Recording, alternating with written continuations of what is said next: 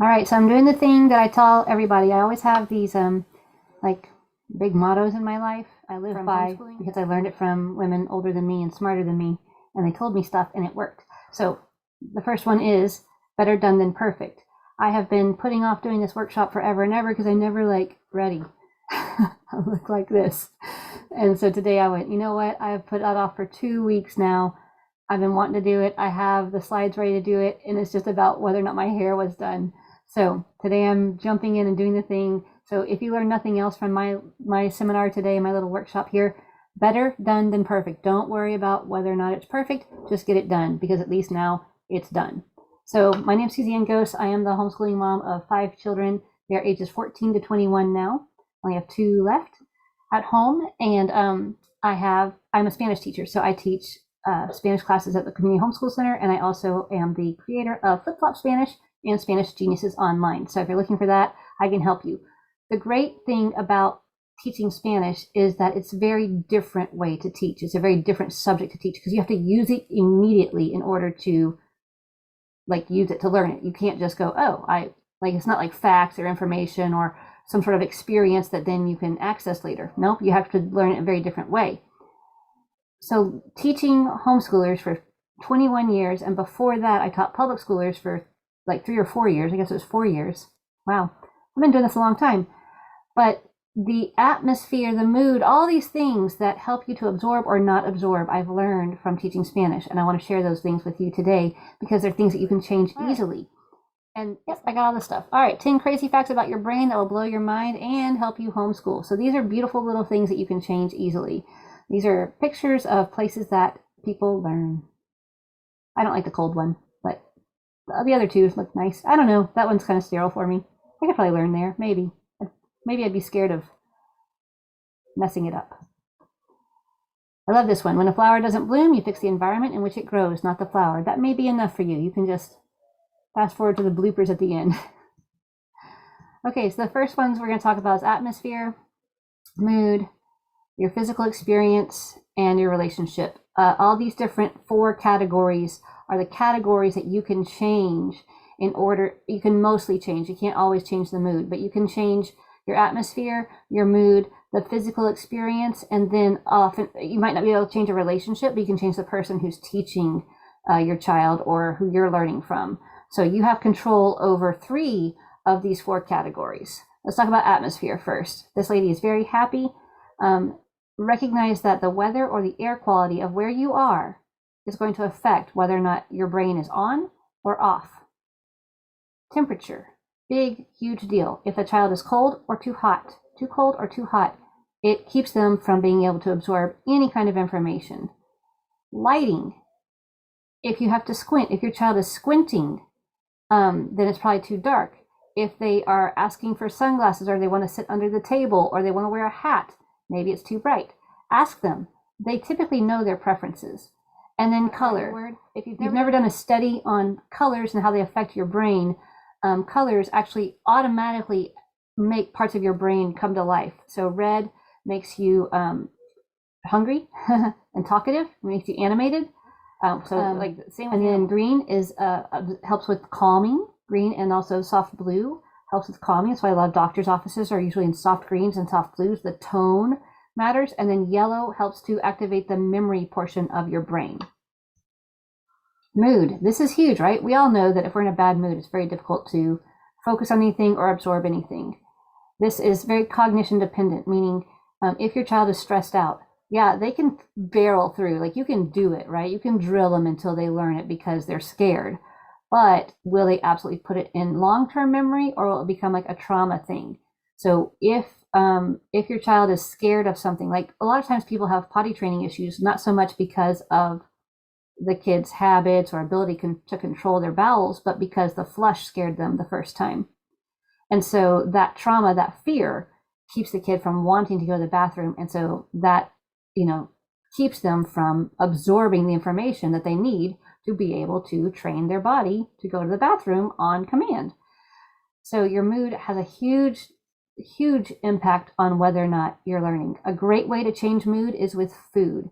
One thing that really helped my middleist with her mood was food that in the shape of goldfish, little goldfish. That way there's no sugar. We didn't do the colored ones because color was really bad for her. The food dyes really affected her. But that's the biggest thing, is that knowing that you can change it. You can change it by smiling. You can change it by being silly, putting on music. You can help them by moving a location, getting a blanket, getting a teddy bear, letting them change anything about where they are, maybe what time of day, if they want to come back to it later, or if they're hungry or thirsty. You can change their mood. You absolutely can help them gain control over this area. So don't just give up. You say, oh, well, you're still in a bad mood. You still have to do it. It's not good. It's not good for their cognition, and they're not going to learn as well. And that's what we're homeschooling for, right? We want them to learn better than they would in an environment that they have to work through. They have to, overcome obstacles. Physical experience.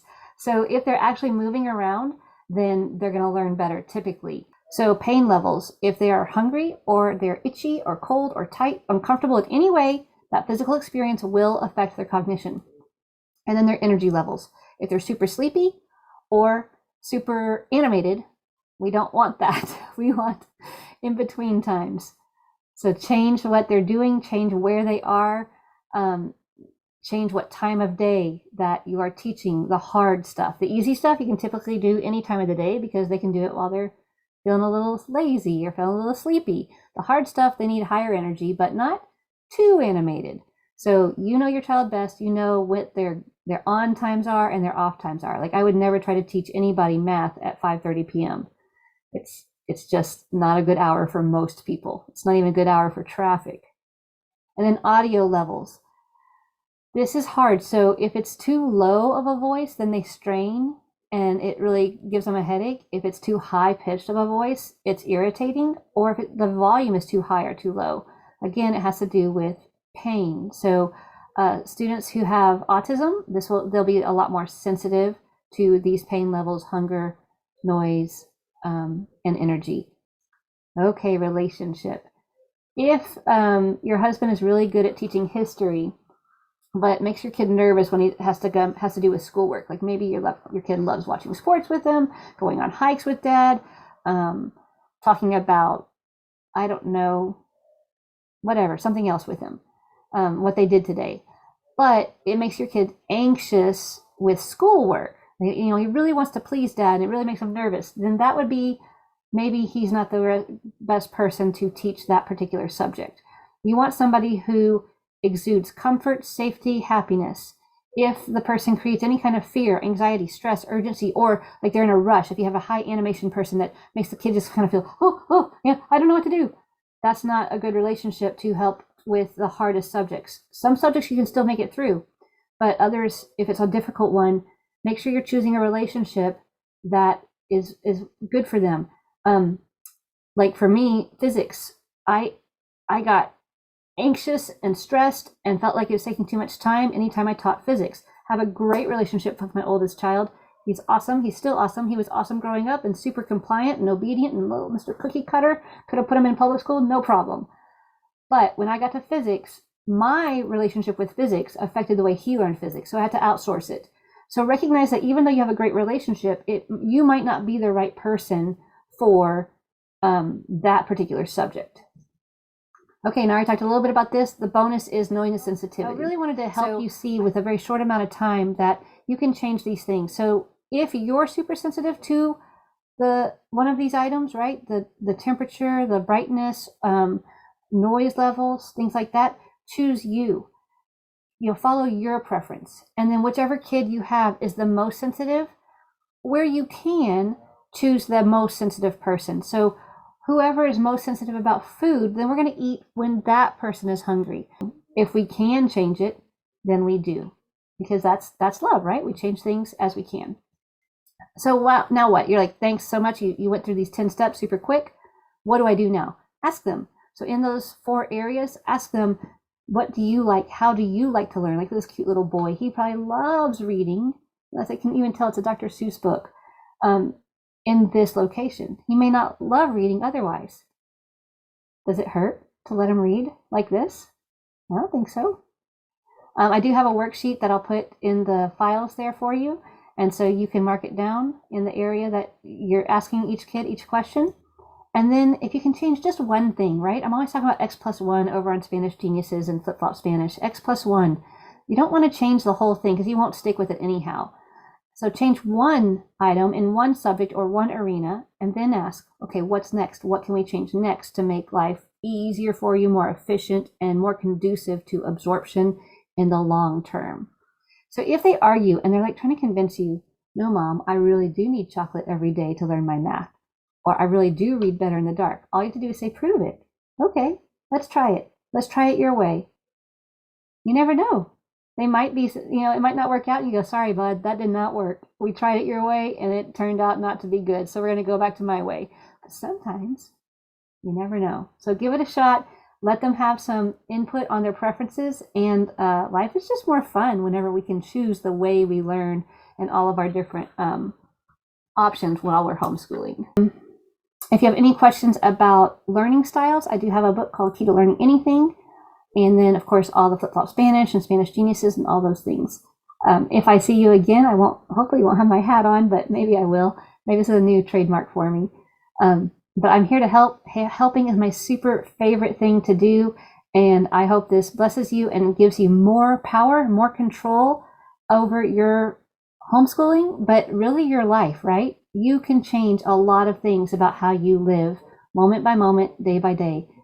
We don't need to live up to anybody else's standards. It's our own standards that we're living up to. And, and that's who's making the grade. It's us with our kids. All right. I hope that helps you. I'll see you over on Spanish Geniuses or flipflopspanish.com.